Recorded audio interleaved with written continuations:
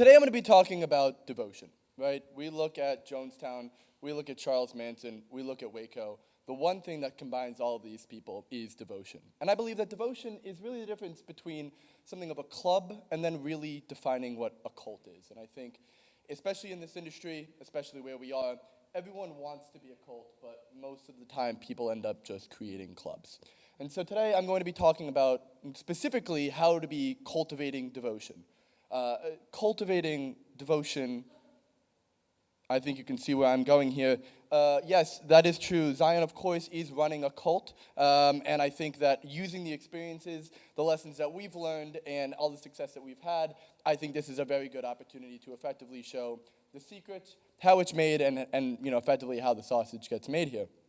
So, what is XION? XION is a walletless L1 purpose-built for mainstream adoption.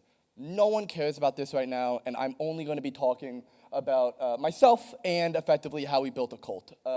My name is Banksy. I got that name because about 3 years ago, I lit a Banksy art piece on fire, being the #1 highest average price sale of an NFT for all of 2021 on OpenSea, leading to CBS, Bloomberg kind of multinational coverage. Now I am the founder of XION. More specifically today, we are going to be talking about my cult, the Blaze Syndicate, the community program that we are having here at XION, and all the success that we've had with that. And so going into that success of our global expansion, it's literally in the name, about 1.4 global members, 150 countries represented, and about 25 plus languages spoken throughout that. And so congrats, I don't care, right? Teach me how to cultivate devotion in a community. Great. So a lot of us are engineers here, and we're going to do something called reverse engineering, right? And you look at, there's a lot of information online. Nobody joins a cult on purpose, how to spot a cult. And a lot of these are very good literature, effectively for people who have been trapped in cults or who have been experienced in cults, to effectively really reverse engineer that into getting, how to recognize a cult. And so I've decided to take a couple key lessons that we learned from a lot of cults out there, whether that be Waco or Jonestown, right? And really distill them down to 6 main things. And the lens in which I'm going to talk about it is through the success that we've had with XION, right? So, of course, whatever cult doesn't have zealous, unquestioning commitment, right? Questioning, doubt, and dissent, there's none of that. Mind-altering practices, this is going to be very, very easy if you want to control people or you want to make sure they do what you want them to. Of course, you always want to create an us versus them mentality, kind of being this more deity-like figure, and of course, comparing to the lesser thereof. And then, of course, understanding that the ends will always justify the means when it comes to this, and then having most of the preoccupation of the cult members be focused on recruiting. Right? And so with zealous, unquestioning commitment, right, the first thing that you're going to need is a very, very charismatic leader. You, of course, have me as the very, very charismatic leader of XION. Normally, I am in a hood. However, this is a very, very important session, and I felt I needed to dress up to educate everybody here. But with that being said, almost a godlike figure should be aroused within a community and which everyone should recognize said godlike figure as such, right? And as you can see, this is, of course, a live video from our Discord. Whether that be in a bear mask or a hood, you always really want this kind of aspect of, whether it be secret, but something that should kind of really set up the figure apart, right? Moving on, the idea of doubt and dissent. Cut that shit out. You don't want any of that when you're starting a cult. You need people who are dedicated to the cause, who will absolutely do anything that you say. Moreover, if someone does ask a question, just silence them, right? And then I think eventually you do start to get this culture of silencing, where any dissent or conversation against, specifically me, really gets squashed almost immediately. And here are some very, very great examples via Twitter. Just the cult of XION, there really is a lot, and you can kind of go through hours through the success that we've had with our cult. Mind-altering practices, I think this is a very important one, right? And I think everyone here knows, right, like the most important part of a cult is, right, it's isolation from the outside world. That's a very good one. And so what you really want to do is you want to take the group that you've curated and really, of course, drive a wedge, friends, family, loved ones, it doesn't really matter too much. But you just want to create, of course, as many ideas of kind of group environments. Groupthink is a great thing for cults, and I highly recommend it. But really, you just want to create aspects of group-like behavior. So we have an example here. I think as a group, everyone watched the Euro Cup together. We have daily poker tournaments, poker matches, and a lot of games. Now, these are exactly what we say. They're games, right? And they're kind of like the circus in ancient Rome, right? And a lot of this kind of goes back to isolation and wanting to drive distraction, so people don't question what they're doing, and they just blindly follow anything that you kind of say, right? And so then we get this us versus them mentality, and I think this is really where the point kind of gets driven home, right? And so we really need this polarized idea. As you can see here, right? If you don't support Zion, you're my enemy, right? And I think this is a very common idea when it comes to cults, and I think especially within the inner syndicates and especially within a lot of the things that we do, it really is about creating this us versus them mentality. Not only us versus them, but it's they are naturally worse, we are naturally better. And we see this time and time again as it relates to whether it be interviews or public speaking engagements. You really want, again, this kind of godlike figure to come out. You really want this idea of, wow, we are significantly better than them, they are significantly worse than us. And I think from experience, this really does drive home this narrative of we are different, we are better, we are stronger.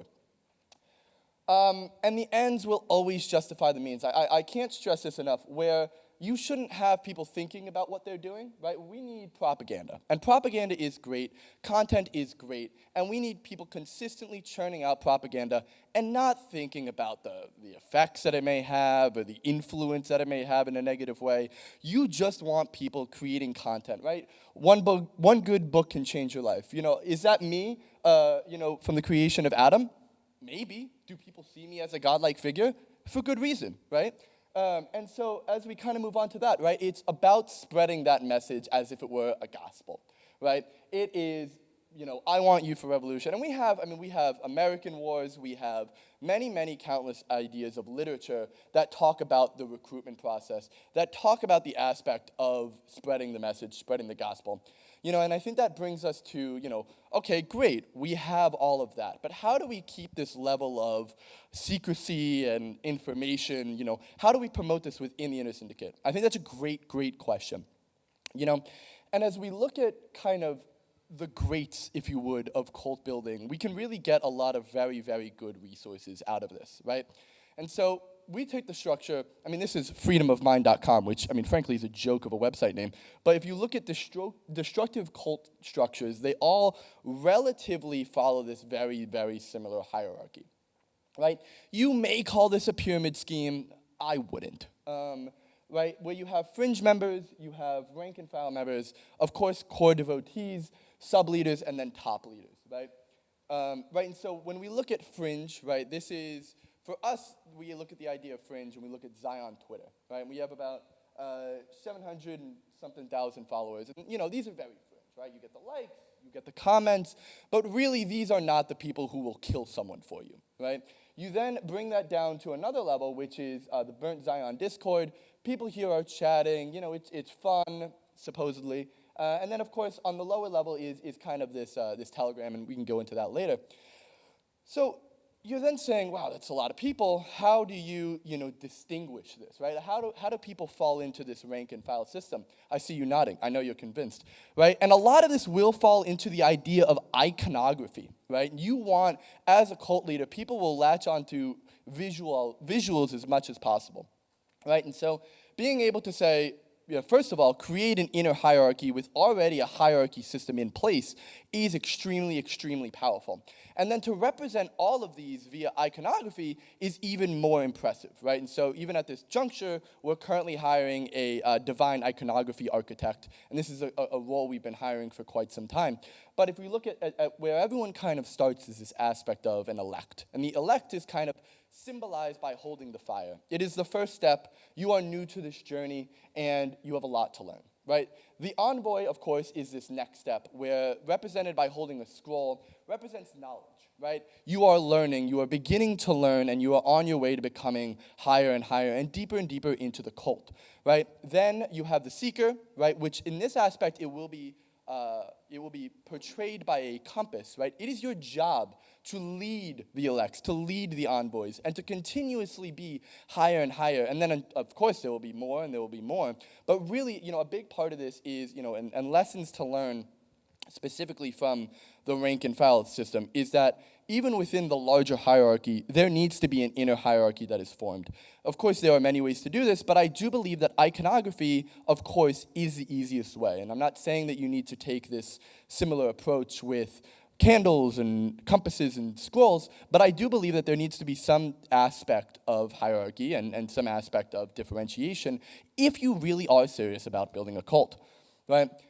We then have this other one. It is called the Inner Syndicate. The Inner Syndicate, that is the logo of the Inner Syndicate. Of course, it's been blurred out for the protection of the Inner Syndicate.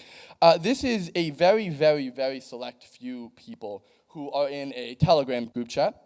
And the Inner Syndicate really, these are the core devotees. You want to understand the real roots of the cult. You really understand where the firepower, the hatred, the aggression comes from. It really is from the Inner Syndicate, right?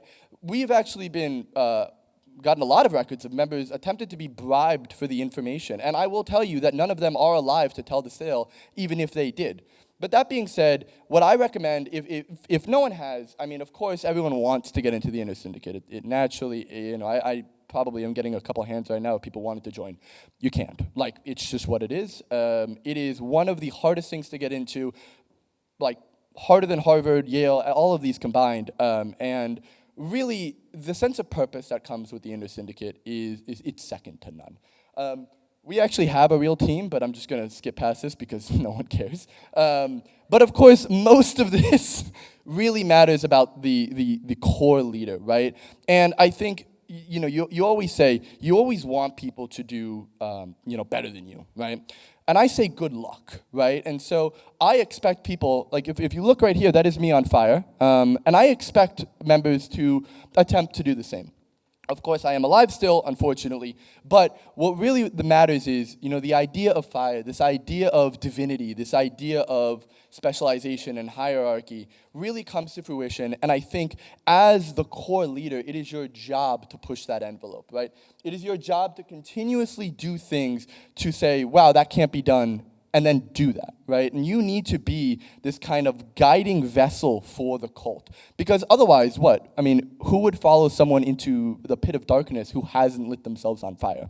And I think that's a very important role, and I think, of course, it goes back to the devotion and exactly why people are, trying to join the Zion cult, obsessing, if you would, over the Zion cult, and then really making the Zion cult part of their lives, ultimately with the end goal of cutting out their friends and family, and of course, being a part of the Zion cult for full time.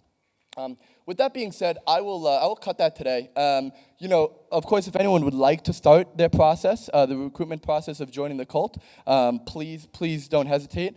The cult white paper and docs, because we are still a crypto company at the end of the day. I'll